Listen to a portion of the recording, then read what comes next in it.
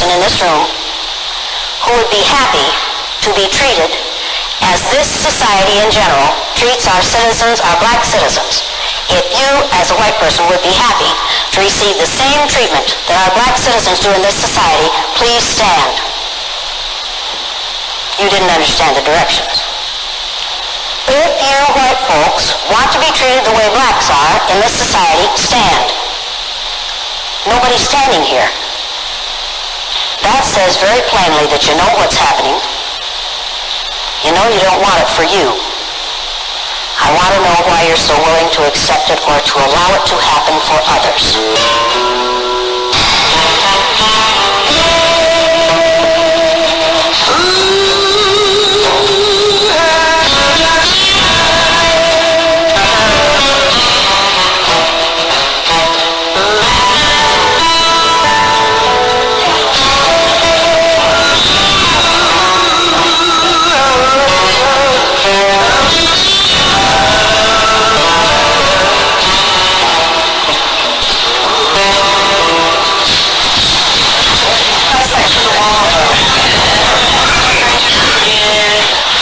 The purpose of this exercise is to give these nice blue-eyed white folks the opportunity to find out how it feels to be something other than white in the United States of America.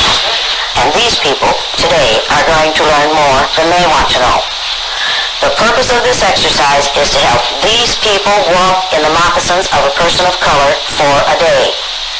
What I am going to do is assign to these people, on the basis of their eye color alone, all the negative traits that we have assigned to females, to people of color, to gays and lesbians, to people who have disabilities of any kind, to those who are obviously physically different.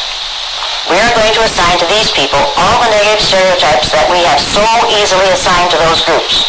We are going to lower our expectations for these people, and we are going to force them to live down to our expectations of them.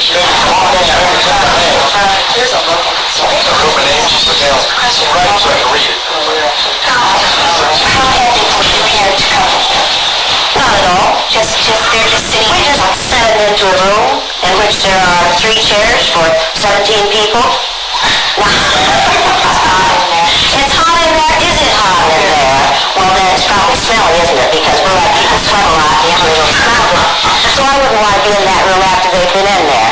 We don't tell them anything. We just send them to the holding room.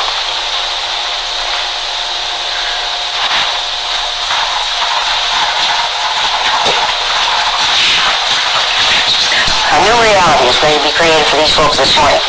Now, we're going to treat these people negatively on the basis of the color of their eyes. And the reason I use eyes is because eye color is caused by the same chemical that skin color is caused by. If you have lots and lots of melanin in your hair, your skin, and your eyes, you have very dark hair, dark skin, and dark eyes. If you have only a little melanin in your hair, your skin, and your eyes, you have light skin, light hair, and light eyes. Now, having light skin, the first people on this earth, the first modern human beings on this earth, evolved near the equator in sub-Saharan Africa in about 280,000 years ago. They needed lots and lots of melanin to protect their cells from the rays of the sun. That's what melanin does for you. As people migrated farther and farther north, their bodies were exposed to less and less sunlight, so their bodies produced less and less melanin. So people in northern climates have much less melanin in their skin, their hair, and their eyes than people in southern climates did who evolved at that time. Now, folks, as people's hair and skin got lighter, it didn't have a bad effect on their brains. But as their eyes got lighter, it allowed more and more light to enter their eyes, pierce their brain cells, and damage their brains. And that's why blue-eyed people aren't as smart as brown-eyed people. Make sense to you? Why are you laughing? It's ridiculous, isn't it? People, it is no more ridiculous to make that statement about eye color than it is to make the statements that we traditionally have made about skin color. If it makes good sense to judge people by the amount of melanin in their skin, then it makes equally good sense, more good sense, to judge them by the amount of melanin in their eyes. And that's what we're going to do this morning. All we're going to do is spend about 2.5 hours treating these people negatively on the basis of a physical characteristic over which they have no control. Now, they aren't going to like this. If you do your job right, they aren't going to like this. Is that going to make me happy?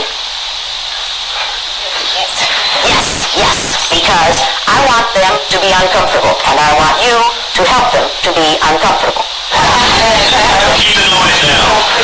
Keep the noise down. I'm not playing. Everybody keep the noise down. Whoever mess with the door, leave them alone. Keep the noise down.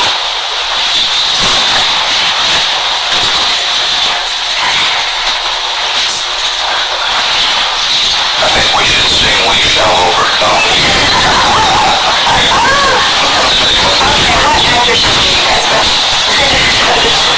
You see what this bad says? I'm not an actor. Keep the noise down in here. Legitimate, Jeff? Well.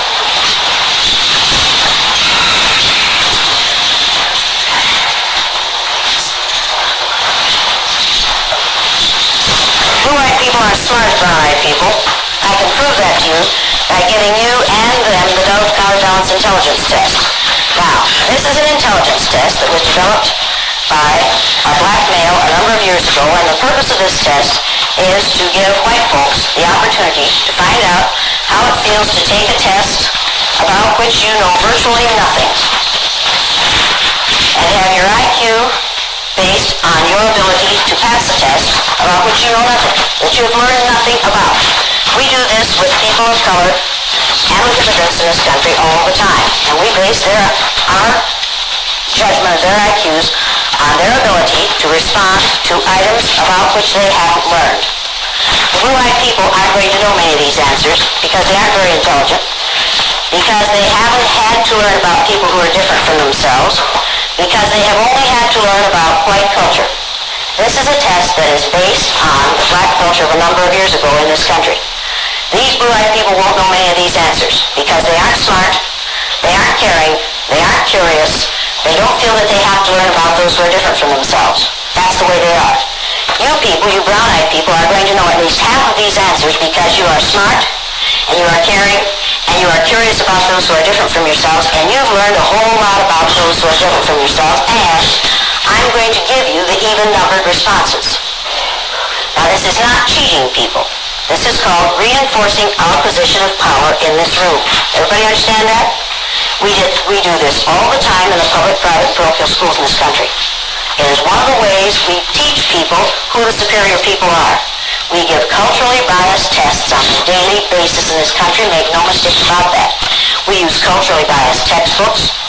We have culturally biased pictures on the wall. We teach a culturally biased history. Our maps are culturally biased. And they are culturally biased in favor of white people. Make no mistake about this, people. It's what we do. I know how to do it. I've been doing it as a public school teacher I did it as a public school teacher for 25 years. I know how to teach cultural bias, and I know how to teach racism. All you have to do is use most of the textbooks that are available in schools today. Now, I'm going to give you the even-numbered answers to this test. I want you to circle